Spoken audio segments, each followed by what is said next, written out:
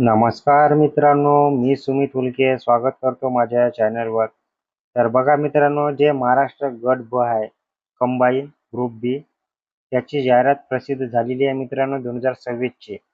तर आपण बघू शकतो की जे एमपीएससी कंबाईन ग्रुप बी आहे 2026 ची, त्याचे टोटल 252 पदं राहणार आहे आणि याचे जे एक्झाम आहे ते 14 जून 2026 ला रोज रविवारी होणार आहे मित्रांनो. आपण बघू शकतो.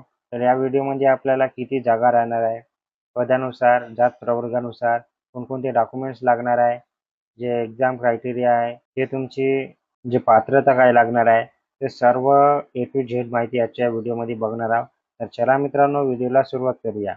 तर बघा मित्रांनो, जे एमपीएससी कंबाईन ग्रुप बी 2026 ची 252 पदासाठी जाहिरात प्रसिद्ध झालेली आहे आणि 14 जूनला याचा पेपर होणार आहे मित्रांनो. ते डेट आपल्याला लक्षात ठेवायची आहे. त्याच्यानंतर आपण बघू शकतो की जे सहाय्यक कक्ष अधिकारी आहे गट ब, त्याच्यासाठी टोटल 6 जागा राहणार आहे. तुम्ही जात प्रवर्गानुसार बघू शकता.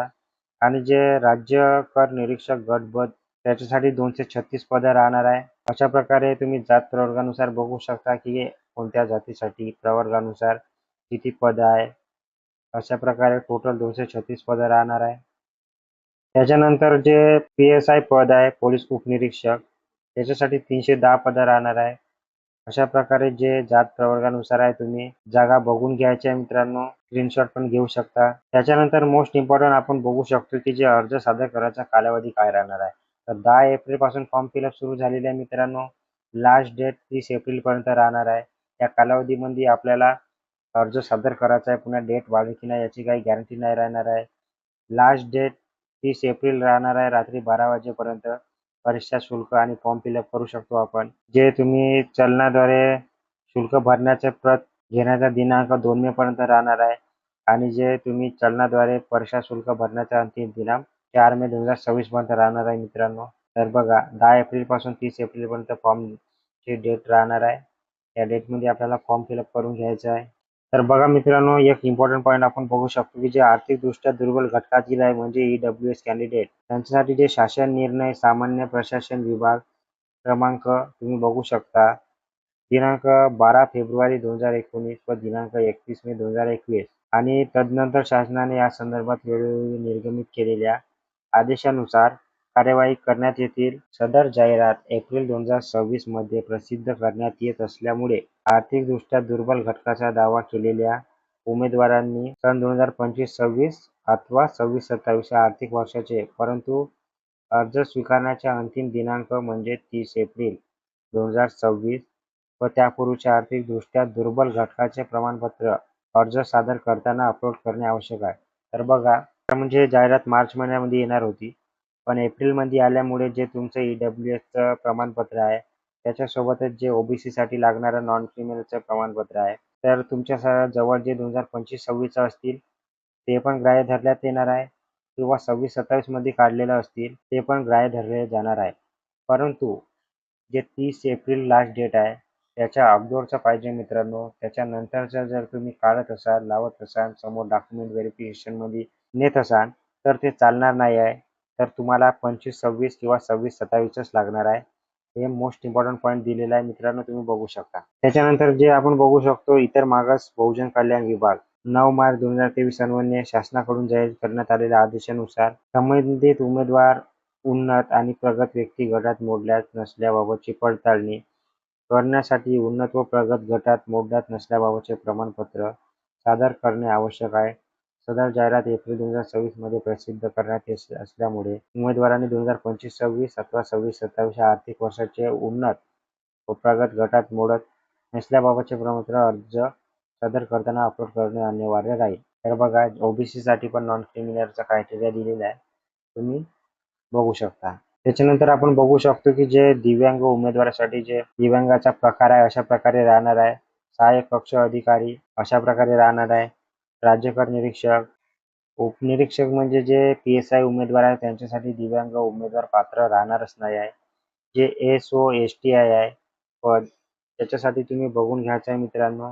त्याच्यानंतर आपण बघू शकतो की जे वेतन श्रेणी आहे ते सहाय्यक कक्ष अधिकारीसाठी S16 राहणार आहे 44,900 पासून 1,42,400 पर्यंत आणि जे इतर संवर्ग आहे त्यांच्यासाठी S14 नुसार राहणार आहे 38,600 ते 1,22,800 पर्यंत.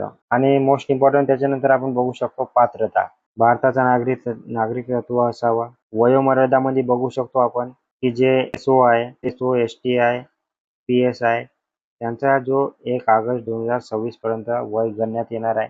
त्याच्यासाठी किमान वय 18 पासून 38, 43 असे लागणार आहे मित्रांनो. एसओ, एसटी साठी जात प्रवर्गानुसार तुम्ही बघू शकता.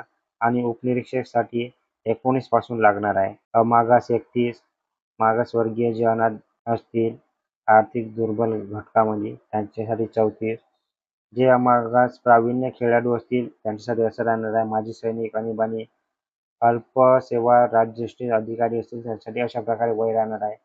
दिव्यांग उमेदवारासाठी 45 वर्ष एएसआय एसटीओ साठी पात्र राहणार आहे. तुम्ही बघू शकता. त्याच्यानंतर आपण बघू शकतो शैक्षणिक अर्हता. त्यासाठी आपल्याला एमपीएससी कंबाईन म्हणल्यावर आपल्याला ग्रॅज्युएशन होणे आवश्यक आहे मित्रांनो. किंवा तुम्ही फायनल इयरला असताल तरी पण तुम्ही अर्ज सादर करू शकता. आणि जे शारीरिक पात्रता लागणार आहेत हे फक्त पीएसआय पदासाठी लागत असते, पोलीस उपनिरीक्षक. त्याच्यासाठी उंची जी आहे 165 सेंटीमीटर असायला हवी पुरुषांसाठी. महिलांसाठी 157 असली तरी चालून जाईल. पुरुषांसाठी छाती फुगवून आपल्याला 79 ते 84 पर्यंत करायची आहे मित्रांनो. 5 सेंटीमीटर आपल्याला फुगवता आली पाहिजे. अशा प्रकारे जे शारीरिक पात्रता पीएसआय साठी लागणार आहे. त्याच्यानंतर आपण बघू शकतो परीक्षेचे टप्पे. जे एएसओ, एसटीआय, पीएसआय पद आहे त्याच्यासाठी संयुक्त पूर्व परीक्षा होत असते. आणि त्याच्यानंतर मुख्य परीक्षा तुम्हाला माहीत असतील. म्हणजे नवीन विद्यार्थी आहे त्यांनी लक्षात ठेवायचं आहे की पहिला आपला जो प्रीचा पेपर आहे पूर्व, तो 100 मार्काचा होत असते. आणि जे मुख्य परीक्षा आहे ते 400 मार्काची होत असते मित्रांनो. अशा प्रकारे परीक्षेचे टप्पे राहणार आहे. निगेटिव्ह मार्किंग 1/4 राहणार आहे.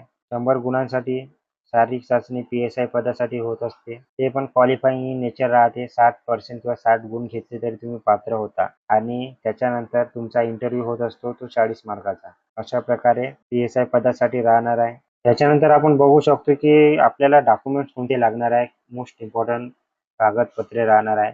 त्याच्यासाठी जे सामाजिक दृष्ट्या मागासवर्गीय असल्याचा पुरावा फॉर्मॅटमध्ये 50 ते 500 केबी पर्यंत आपल्याला अपलोड करायचे आहे मित्रांनो. त्याच्यानंतर जे आर्थिक दृष्ट्या दुर्बल घटकातील असतील त्यांच्यासाठी 2025-26 किंवा 26-27 चा पुरावा लागणार आहे. जे वैध नॉन क्रिमिनल प्रमाणपत्र असतील त्यांच्यासाठी पण 2025-26 किंवा 26-27 चा नॉन क्रिमिनल चालून जाणार आहे. आणि हे जे डॉक्युमेंट्स आहेत सर्व, जे फॉर्म फिलअप करायची लास्ट डेट आहे 30 एप्रिल, त्याच्या अगोदरचेच असायला हवे मित्रांनो. त्याच्यानंतर बघू शकतो आपण पात्र दिव्यांग व्यक्ती असल्याचा पुरावा, पात्र माजी सैनिक असल्याचा पुरावा, खेळाडू आरक्षणातील पात्र असल्याचा पुरावा लागणार आहे. पूर्व परीक्षेकरिता क्रीडा प्रमाणपत्र पडताळणी अहवाल अथवा क्रीडा प्रमाणपत्र पडताळणीसाठी सादर केलेली पोच पावती असली तरी चालून जाईल. पण जे मुख्य परीक्षा राहतील त्यांच्यासाठी जे क्रीडा प्रमाणपत्र पडताळणी अहवाल लागू असेल त्याप्रमाणे तुम्हाला सादर करावं लागणार आहे. जे अनाथ आरक्षणातील पात्र असतील त्याचा पुरावा, जे अराखीव महिला, खेळाडू, दिव्यांग, माजी सैनिक अनाथ आरक्षणाचा दावा करत असतील तर अशांना त्यांचं प्रमाणपत्र लागणार आहे. त्याच्यानंतर आपण बघू शकतो एक्झाम सेंटर. महाराष्ट्रातल्या 36 जिल्ह्यापैकी 36 जे सेंटर आहे एक्झाम सेंटर तिथे तुम्ही टाकू शकता. त्याच्यानंतर जे परीक्षेचा शुल्क भरणा आहे तो मागास प्रवर्गासाठी 394 राहणार आहे पूर्व परीक्षेचा. मागासवर्गीय असतील किंवा जे अनाथ, दिव्यांग, आर्थिक दुर्बल घटकामध्ये असतील त्यांच्यासाठी 294 राहणार आहे. जे माजी सैनिक असतील अमारगास त्यांच्यासाठी 394 आणि मागासवर्गीय, अनाथ, दिव्यांग असे जे विद्यार्थी आहे त्यांच्यासाठी 294 राहणार आहे मित्रांनो. आणि हे जे फी आहे नॉन रिफंडेबल राहणार आहे, तुम्हाला वापस मिळणार नाही आहे मित्रांनो, याची तुम्हाला दक्षता घ्यायची आहे. तर बघा मित्रांनो, अशा प्रकारे पूर्ण जाहिरात आपण बघितलेली आहे की कोणकोणते डॉक्युमेंट्स लागणार आहे, कोणकोणती इन्फॉर्मेशन इम्पॉर्टंट होती तिथे आपण सगळी बघितलेली आहे मित्रांनो. आणि आपल्याला 10 एप्रिल पासून 30 एप्रिल पर्यंत फॉर्म फिलअप करून घ्यायचे आहे मित्रांनो. 552 पदासाठी ही जाहिरात आहे. आणि 14 जूनला ही एक्झाम होणार आहे मित्रांनो, एमपीएससी कंबाईन ग्रुप बी 2026 ची. तर अशी माहिती होती मित्रांनो. अशाच माहितीसाठी अपडेटसाठी आपल्या चॅनलला सबस्क्राईब करून ठेवायचं आहे. फेसबुक पेजवरून बघत असाल तर नक्की फॉलो करून ठेवायचं आहे. धन्यवाद.